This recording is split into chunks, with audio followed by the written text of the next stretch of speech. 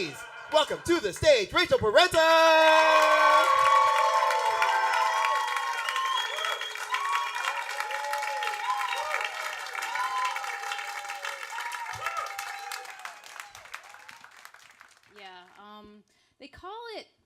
They call it catcalling because it doesn't work, right? Have you whistled at a cat and does it come? No, it hides under the bed. If it worked, they'd call it dog calling. And you can't call a woman a dog, so just stop. I don't know. I'm gonna. This is what happens when a Jew and an Italian mate.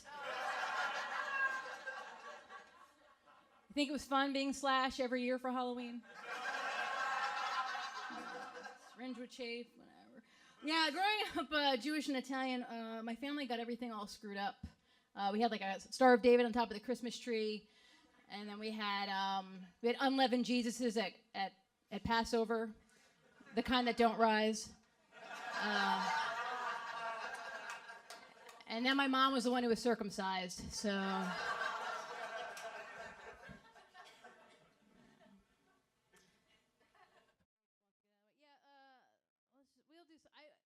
Speaking of Jews, so I had to go to my cousin's, my pregnant cousin's gender revealing party the other day, or 5 years ago, whatever.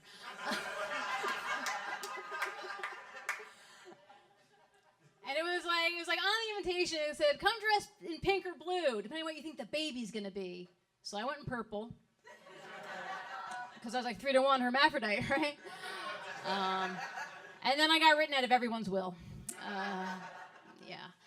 And then the party was very Oscars. They had the obstetrician put the seal the gender of the baby in an envelope. And then my cousin stood in the middle of the living room in a very tight sequence gown. It was so tight you could see the baby's cleavage. And then she opens up the envelope, and then there's this drum roll in her head. And she pulls out the piece of paper, and it turns out the baby's gonna be an asshole. Just like the father. Oh. It's all made up. No, it's not. Here's the thing. After they find out then there's a 50-50, right? Which is fine, except that if you win, then you're guilted into giving money to the unborn baby. What? I have a mortgage to pay. Right? This baby's living rent-free in that womb. This is not fair. Just ask for donations. Don't pretend that I'm going to win and then I'm the black sheep again. It's fine. And then at the end there's dessert, but it's sheet cake. And on the sheet cake they had the cake maker put the picture of the sonogram on the cake. Would you like a piece of unborn baby? Would you like a piece of unborn baby? Yeah. And all the little kids were like, I want a piece of the umbilical cord. No, I want a piece of the umbilical cord. And I was like, children, please. We all know the best icing is the amniotic sac. Whatever. Speaking of Jews. So anti-Semitism is on the rise. I don't know if supposedly statistically. And really? Really alt-right? You hate Jews? Try being related to them and then tell me how much you hate them. Right? If Steve Bannon sees a Jew, he can just cross the street, and that is the end of his Jew problem. I have to eat dinner with these people. You gotta get to dinner, and then you get there, and then it's well, how did you get there? You take the George Washington Bridge? No, I took the Tappan Zee. I have a great shortcut. This is why we were wandering the desert for 40 years. No, it's this way. He doesn't know. And then I show up, and they're like, oh, you still telling them riddles, Rachel? Yes. Maybe you should become maybe you should become a teacher. I'm like, maybe you should go to hell. We're Jews, we don't have hell. They're so unaccommodating. Then you're finally eating, and then it's oh wait, does that have shellfish in it? Because I can't have the shellfish. My face gets all balloony with the shell. Everyone's seen me with my shellfish allergy. Hello, shellfish. You're like, that's not kosher. It doesn't matter. We're not that Jewish. And it's no, it doesn't have shellfish. It's cheesecake. Okay, I'll have a slice. No, half of that. No, a sliver of the half, the sliver of the half, the half, the sliver, the sliver of the half.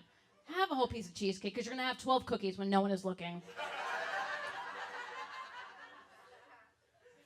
People are like, oh, what are you, some self-loathing Jew? And I'm like, no, I'm also Italian, so I'm just anti-Semitic. Anyway, I read a book. Thank you. Yeah. I'm a reader. I don't know if anyone's ever heard of it. It's called The Scarlet Letter. It was, yeah. It was written like 1860 by this guy Nathaniel Hawthorne. And in the book, Demi Moore has sex with Gary Oldman. And then get this. The Puritans, they give her a varsity letter in whoring. And I'm like, that is awesome. Because when I went to high school, all anyone got for their whoring was like a keep in touch in your yearbook. It's like, I want to be a Puritan. So speaking of Puritans, you know that in Kansas and Pennsylvania, they want to teach intelligent design in the public schools instead of like regular science, right? And the scientists are freaking out about it. And I'm like, scientists, chill out. Because since when do Americans learn anything in public school anyway? Like, most Americans don't even know that Abraham Lincoln led the Jews out of Egypt in 1492 on the Nebuchadnezzar, with Nina, Pinta, and Santa Maria driving that tractor trailer through the Northwest Passage. She's like, I got a cup of coffee and a bag of meth, and I'm going to Georgia. I'll put it to you this way. I went to public school, and I got an A in sex ed. And still the penis falls out of my mouth. So, what did I learn? What did I learn?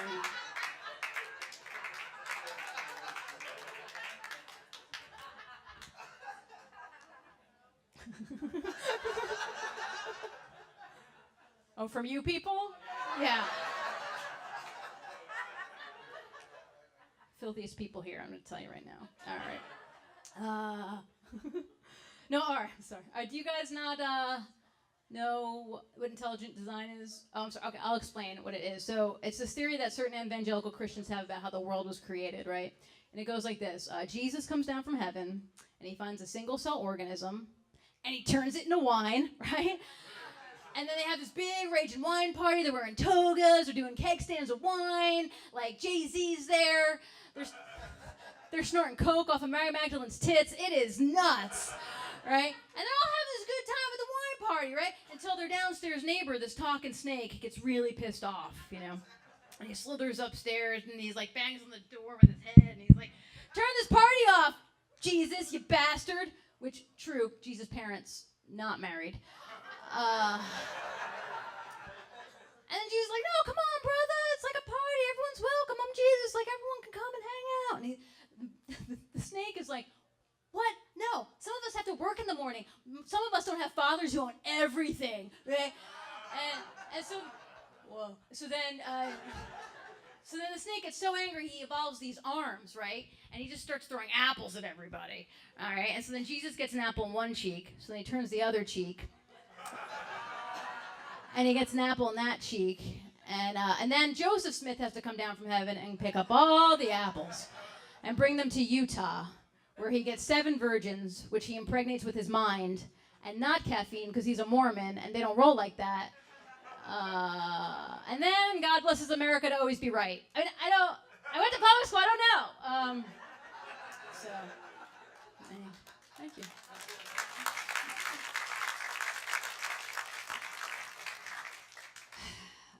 So in my world, right, Mormons get 7 virgins, but we know that, like, supposedly in the Quran, if you die in the name of Allah, you get 72 virgins, which makes me think that whoever wrote the Quran never slept with a virgin. Do you think it's really great incentive to have to sleep with 72 women who are all just like, okay, wait, can we just wait a second? Let's just wait a second. Okay, wait, okay. All right. No, I'm ready. Wait, not ready. Okay, wait, no, I'm ready. Wait. Ow, ouch. What do you mean that's just your finger? Do you love me? Because I thought there'd be candles. I can't do this. I thought I could do this, but I can't do it because I really like you. And because I really like you, I don't want to have sex with you first. I want to have sex with someone I don't like. This way I could get better at it and practice. Because I knew it'd be really bad the first time. Oh, no, not that you're bad. Shh, stop crying. You're amazing. I mean, I guess I have nothing to compare it to. I just thought maybe I could sleep with your brother, because he seems like an asshole. Wait, where are you going? I'm your reward for blowing up the bus. 72 times over.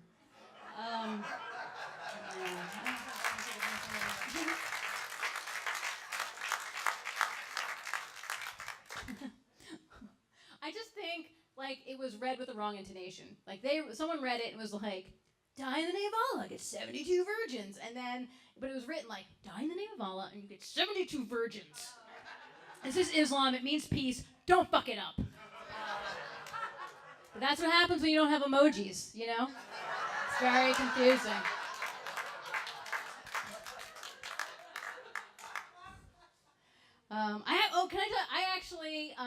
I did have candles when I lost my virginity. I did. Because there was a power outage. And then in the middle of the sex, all the lights came on. And I was like, oh my God, was that an orgasm? Did I just, And he was like, yes, that was it. And that was the only time I guess I ever came, because it never happened again.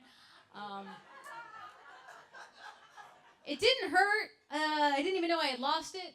I was like, oh, is it missing? Do we look for it now? What's going on? Did it happen? Is it under the couch cushion? Nope, those are just your keys. But then he came to visit me at college, right? And so then we're just making out or whatever. And then I was like, ow, ow, ow. And he got mad. And he was like, it's just my finger. I was like, well, who knew your finger was bigger than your penis? If you're going to be a jerk about it. It's not like he was Irish. What? Stop it. I like my racism from 1870, No Irish need apply to this vagina. Okay. It's like a history joke, sorta. Okay. My dating life did not go better after college. I remember going on this one date with this guy named Ross, and it was the first date, right? And he's like, I just want to let you know, I'm not looking for a girlfriend right now. I'm like, you presumptuous asshole, you can't be my boyfriend. Your name is Ross, my name is Rachael. I don't think so!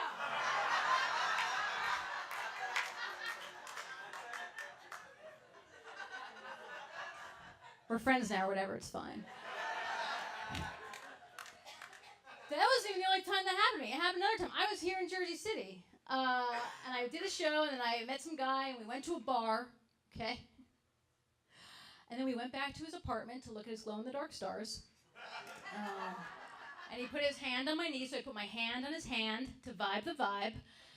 And he's like, wait, I just want to be completely honest with you right now. I just got to be completely honest. I can't be anyone's boyfriend right now. And I just started to cry. I was like, how can you do this to me? I mean, to us. Didn't these last 2 hours mean anything to you? Okay, fine.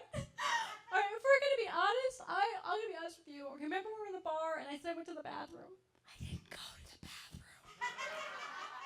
I called my mom and I was like, Mom, you get your wedding dress out of storage.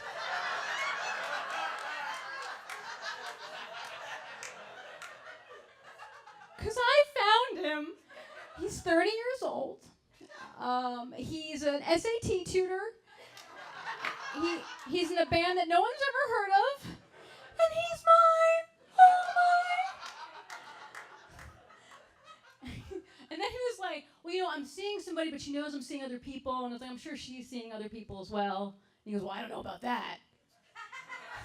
And I was like, oh, I'm sorry, do you have a trust fund that you didn't tell me about? Because this apartment doesn't look like you have one. And I was like, dude, all I really wanted from you was a long enough commitment that we could go out one more time and make out in front of my ex-boyfriend so I could win the breakup, right? That's all I was looking for. You ruined it by being a dick. Sorry.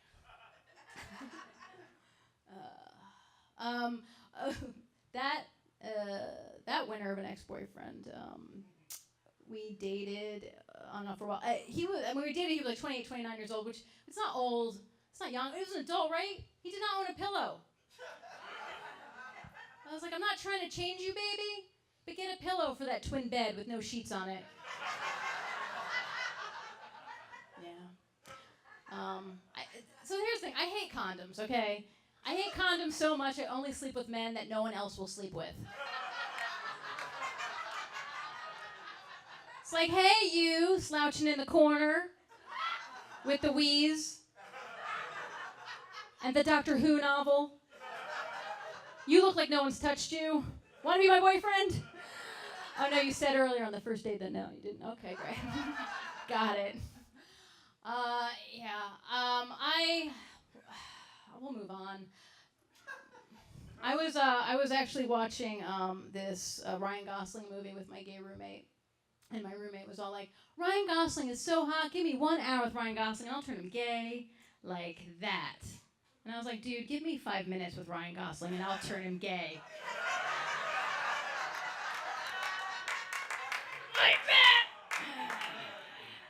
So that's the way I roll, people. That's the way I roll. My roommate is gay, but do you know what they call those guys who aren't gay, but care about what they look like?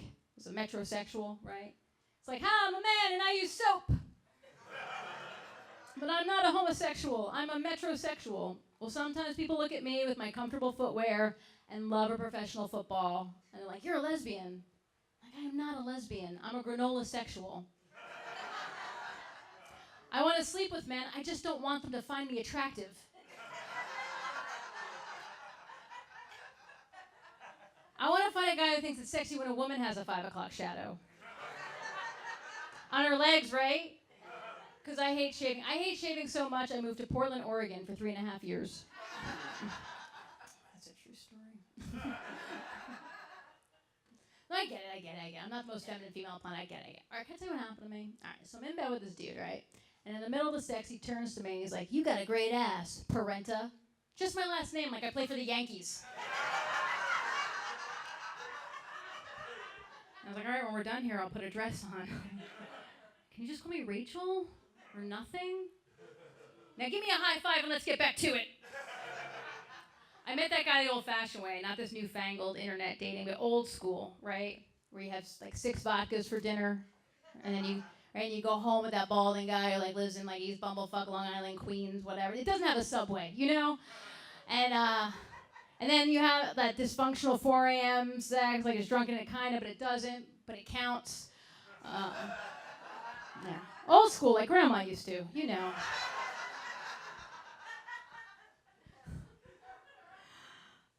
I am not having sex after midnight anymore, people. I'm not. Because my vagina's like a gremlin, and it can't be fed after midnight. It's like a gremlin. If it gets wet, it multiplies. And it's cute and fuzzy like Gizmo because of the not shaving. All right. It's fine. It's a little dirty. Anyway, so the next morning I was I'm lying in bed with the travel insurance guy, right? And he's like, oh, we should go on a date sometime. I'm like, I don't know. Because if my ex-boyfriend finds out, he is not going to be jealous. So no. He goes, oh my God, are you ashamed of me? I'm like, no. Just not proud. Just not proud. So we're married.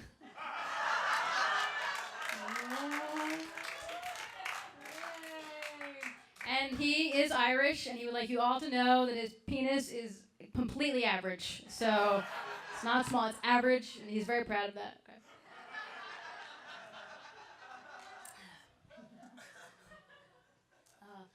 Being married means I'm most likely to be killed by my spouse. But I'm comforted by the fact that if he were to kill me, he'd be caught right away, because I wouldn't be there to clean up the crime scene.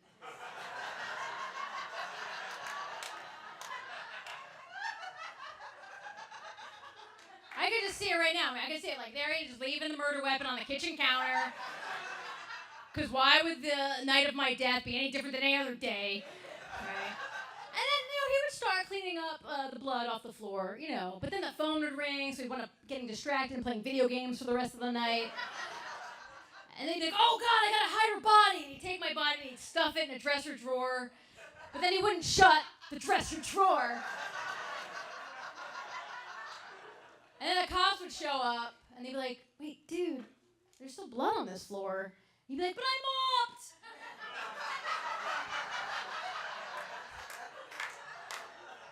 And then the cop would be like, no, man, if you want to you gotta get on your hands and knees if you want to clean a floor. Like, you can't.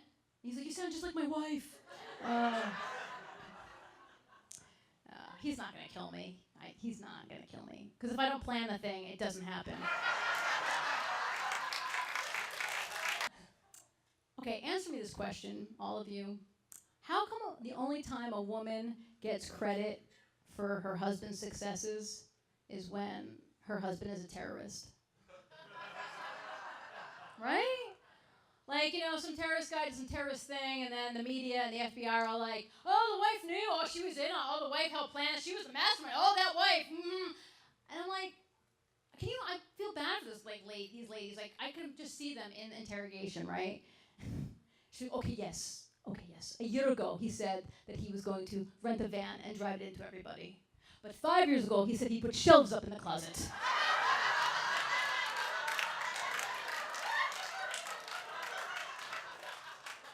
Do you see any shelves up in the closet?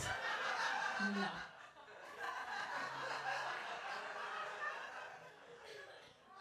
I told him, I'm like, we're in America now, just get a gun. He's like, don't tell me how to do my terrorist plot, lady, I can do it myself. Oh, terrorism you can do, but laundry, that is too complicated. Has anyone ever done that? Have you been in a relationship, like living with your partner, and then had another person there living with you? Because the fighting is really ridiculous. Like, almost impossible. Here's what happened. Okay, here's the scenario. I was coming home from work. I was very hungry. In my head, I'm like, I'm just going to take frozen pizza. I'm going to put it in the oven. I'm going to eat some food, and everything's going to be better. So I come into my house, apartment, and I grab a piece of pizza. And I'm like, oh, the oven's already on. Well, that's great. I open up the oven, and there are throw pillows in my oven. What? Do you have a 5-year-old? No. Now, I have a lot of answers that I need about this pillow situation, but I feel like I cannot ask them at the volume and intensity that they need to be asked. Because we have a third person living with us. Right? It's like, what the fuck are these pillows? It's like, what? I can't hear you. Oh, you can't hear me. What the? Oh, God, that's hot. Jesus Christ. What? He's like, what? You love me? I'm gonna win this marriage. My money's on the Patriots, but you're a Jets fan. What I'm saying is it's like the worst game of charades that you'll ever play. It's like 37 words per syllable.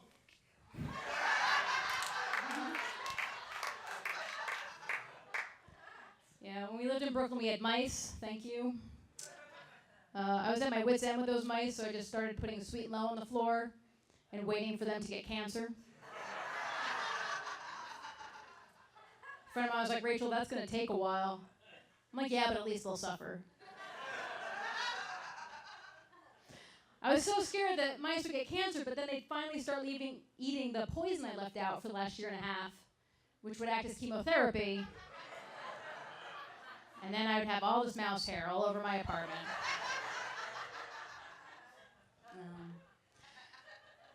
So we left Brooklyn and we moved here to Jersey City.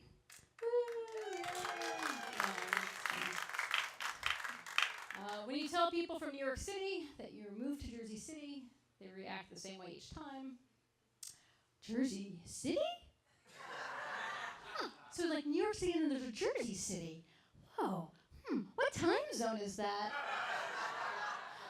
Are we ever gonna see you again? It's like, yeah, dude. It's like right across the river, like literally across the river. Like Jesus could walk there, and then still have time enough in his day to forgive you for all your sins, or judge you, whatever. And that's the thing. Like, I hate being judged by New Yorkers. Oh, I'm sorry. I mean people who just moved there from Iowa. It's like, really, we have also have corn in New Jersey, plus Bruce Springsteen and the Fugees. Do you have that in Iowa? No. And this part of me, like, I don't want to burst their bubble because I'm like, you just moved 2,000 miles away to live in Brooklyn, and Brooklyn is on Long Island. You live on Long Island, which is the same thing as New Jersey. Except without the mountains, but you get it. Every winter this happens, right? These Midwesterners who now live here, every winter will big snowstorm, and they'll be like, "Oh, what? You native New Yorkers? You guys can't handle 12 inches of snow? That's like swimsuit weather in Ohio." It's like, why are you bragging about something that's terrible? It's like, we have no place to put the snow. We have more than one road in the middle of a cornfield, right? Like, my little Jew legs can't cross 6th Avenue without getting disgusting snow slush melt all up in my rib cage. It's like, I need Lewis and Clark to cross the avenues of America. And I'm like, why are you guys bragging about something that's terrible? Like, whoa, do you brag about other stuff that you're good at that's awful? Like, you native New Yorkers, you're obese people, are only 20 pounds overweight. That's like swimsuit weather in Ohio.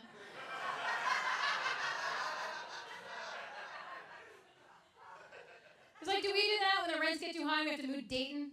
And we're just like, you guys only had 2 murders here this year? What? That's like a bed sign at 2 a Tuesday. That's like swimsuit weather in the Bronx. You guys don't know what criminals are. We have criminals. We have criminals that ruin the economy of the entire world.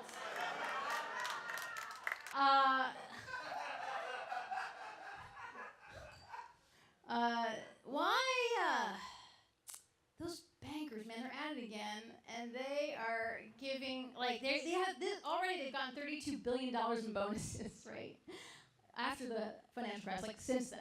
And I'm like, and they're like, well, we have to because we need to hire the best and the brightest. I'm like, you guys had the best and the brightest, and this is the shit you pulled. Like, maybe we should give the D students a chance.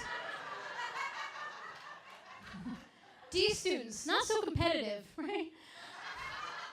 Like, they're not going to come up with crazy default swap derivatives, right? Because they can't do percentages. And you know what they're not going to do is cheat, because if they could cheat, they wouldn't be D students. This is what I'm saying. God bless the D student. I have a job. I wasn't supposed to have to get this job, because when I met my husband, I was like, "Hi, I'm Rachel, I'm a comedian," and he's like, "Hi, I have a job with benefits," and I was like, "Sold." And then we got married, and he's like, "I think I'm gonna write a novel." I was like, "No, you can't write a novel." No, I called fuck up first. I called it.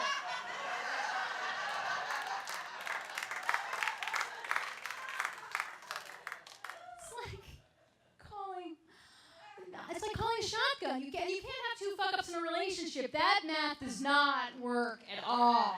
So now you just sit in the back middle with your 401k and shh. And obviously that argument didn't work because I have this job. It was hard for me to get this job too. It was very difficult. I had got a lot of job interviews. The first one that I went on was a disaster. So the woman goes, "So how would your former boss describe you?" And then I just started doing an impersonation of my former boss. Rachel, yeah, I mean, she's one of my better employees, I guess. Like, I don't know. I mean, I think she, like, has a college degree. I mean, well, I'm not, in all honesty, Rachel, she's good because I'm not really there. My dad kind of owns the company, and then I just, like, show up maybe sometimes. And I'm still getting paid, so she must be doing something right? And the woman's like, "Are you doing an impression right now?" And I was like, "Oops." So I'm not working at the Andy Warhol Foundation. It's not something that happened for me. Yeah, I went on a lot of interviews. Anyone here ever been on an interview?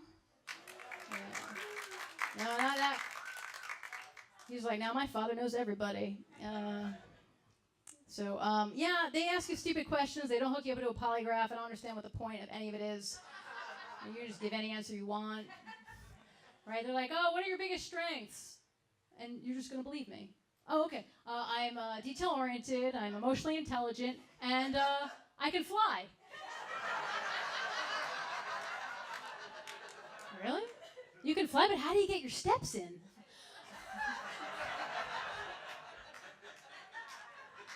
No, I can fly. It's great. Like, I'm never late to work because I'm like not stuck in traffic or on the B train. It's amazing. And I can tell you that the flying part of that answer was the most truthful. Because I have been on a plane, but I have never once given a shit about a detail. There has never been enough commas in my check to care about a comma in an email. Like, never. Ever. They ask you other questions like, oh, well, what's your biggest weakness? Pull-ups. Where do you see yourself in 5 years? Court for wrongful termination?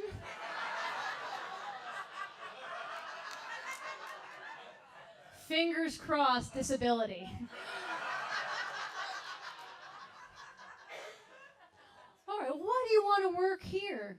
I heard that you'll pay me money to do menial tasks for you. I'm like, no, but what about us specifically makes you want to work for us? I'm like, am I on a job interview or on a date with a very insecure man?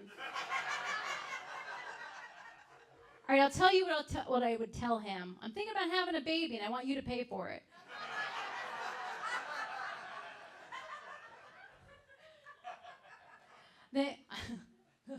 Okay, and this is a true question I got. It's the stupidest question. I was at an interview with Barnard, and the woman was like, all right, so if you had a magic wand, and you change one thing in the world, what would that thing be? I was like, what does this have to do with how well I know Excel? She's like, no, really. I'm like, okay. And I wanted to say I'd make myself dictator for life. Because who wouldn't? But you can't say that. I know that. I learned my lesson from the impression interview. So I just said, world peace. And I took my Miss America crown and I walked off stage. Dude, it's so easy to be a physicist because no one wants to do it. Like, you just put it up there and there's like 7 guys and they all apply for the job and one of them gets it and the other one gets the other 7 jobs. Like, it's... Like, me, a comedian, there's 20,000 that's just in Jersey City. And this is a thing all of you think you could do if you weren't scared of public speaking. Right? Like, oh, I could do that. That's easy. Just talking low. That's easy. Oh, physics? Oh, math. Ah! Like, the fact is, no one knows if they're doing it wrong. Because no one knows what they're doing. No one knows what's going on in that particle accelerator. I bet you nothing. It's just an excuse for them to, like, go to Germany on a free vacation. They're the worst. But here is some of the lessons we've learned today. Let's do so we've talked about jobs and we've talked about relationships, and they're very similar, right? Because they're both something that you think you want when you don't have, and then you get it, and you're like, oh, this is what this is like? Yeah, I thought I'd be doing so much better than this. So I have to stay with this one in order to get another one, right? That's the best course of action. Yeah. And the complaints are the same, right? Like a job and a relationship is like, why do we have to do everything that they say? I think they're reading my emails. And God forbid I look at porn. And then the recession happens and it's like your job breaking up with you. And then your whole tune changes, right? You're like, oh, I'm sorry, I didn't mean it. No, come back. Like you're my home, or I don't have a home without you. I'll change. I'll totally change. You can spend less money on me. I'll spend more time with you on the weekends. I'll stop stealing from you. But your job isn't coming back. because it moved to India to study yoga and go find itself. So, I forgot to also talk about the home that I own. And then we're going to do that, and then we'll do a song, and then we'll get drinks or leave or whatever. I know. I was doing so good, right? I was like really sticking to it, didn't shoot myself in the foot for like, I don't know, 40 minutes, which is amazing. And then, you know, you got to be you. Just, I'm authentic to my brand. So when we moved to Jersey City, we bought a house, which was a terrible idea. It was like a 100-year-old house. It's over 100 years. It's very old. It's not in this wonderful, cute part. It's up the hill. It's terrible. I mean, it's a nice neighborhood. It's fine. It's hard to talk about owning a house, right? Because like I do comedy, so I'm surrounded by 22-year-old dudes. I'm like, what? You own a house? What are you, Daddy Warbucks? I'm like, yes. Yeah. I'm like, no. I have a job and I don't do coke.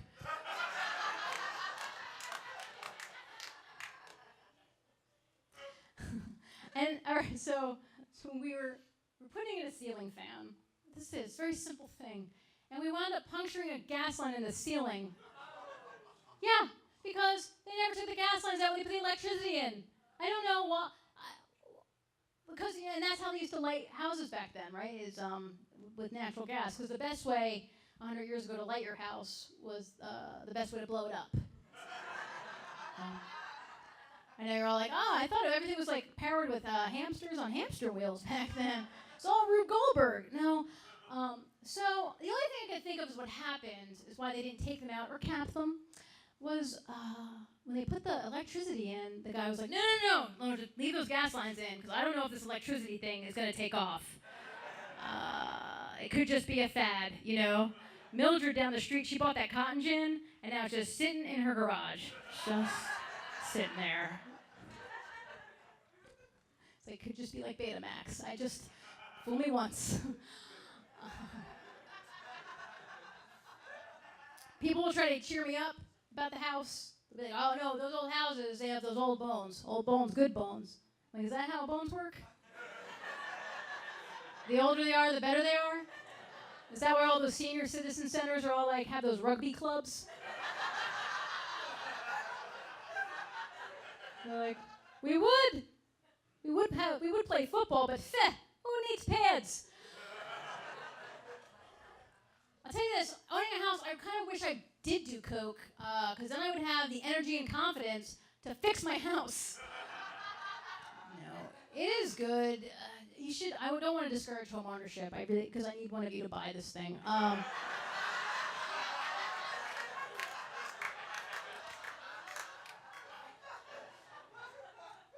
a house is a good thing to own if you need to catch up on your crying. All right, I think we're just going to do a song. I don't know what I've done with my life. After all, I don't even play guitar.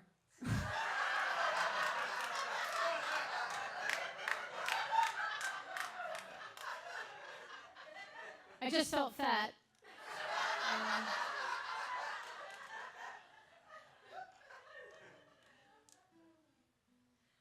I actually just wanted to put this guitar on so I could do my Van Morrison impression.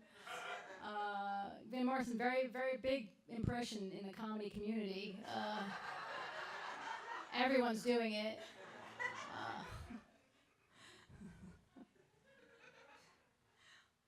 I'm not going to play Brown Eyed Girl for you. I don't do that anymore. I do jazz now. Oh, yeah, I understand Van Morrison is all angry. You'd be angry too if you gained all this weight and you couldn't bend your arms in a suit.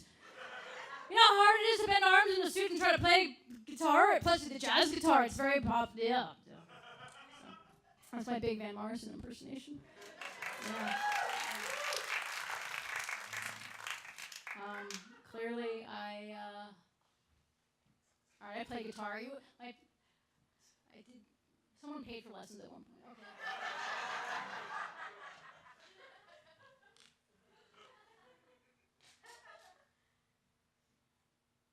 The thing is, I used to have these jokes I can't do now. It was like, I don't sleep with comedians. So if I slept with you, you're obviously not funny. But we can't say that anymore because you saw my husband.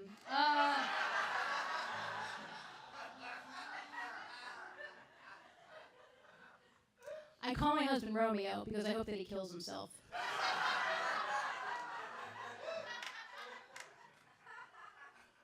This is the part of the show where I'm just going to do all the jokes I forgot that I'm now remembering.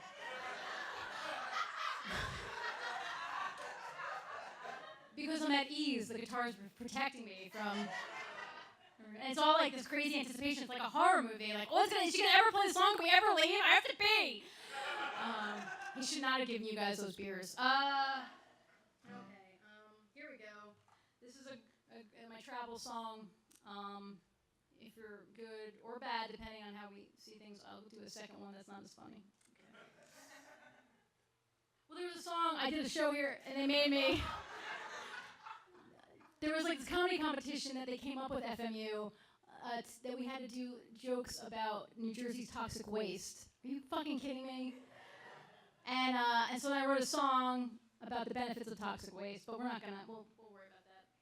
We'll see. Okay.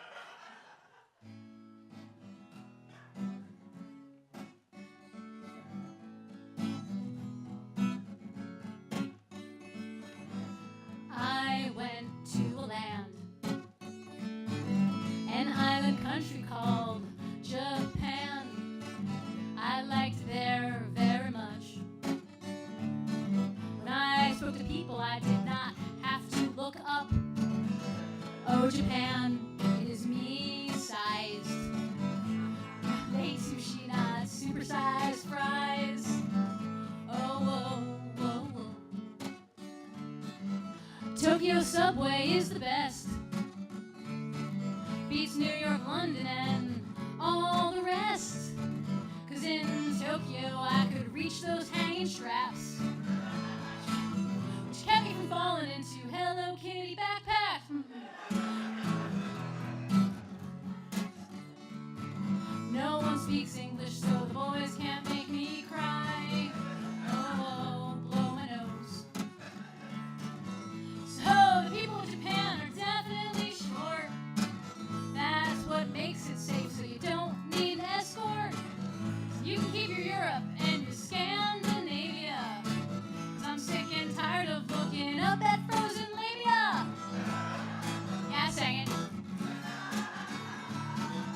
Oh, Japan is me-sized. No one grows over 5'5". Oh, I love you, Japan. Oh, Japan, you are my man. 'Cause I can reach things, I can reach things, I can reach things. I don't need no step stool, and I don't need no stinking ladder. And those teacups, they fit right into my hand.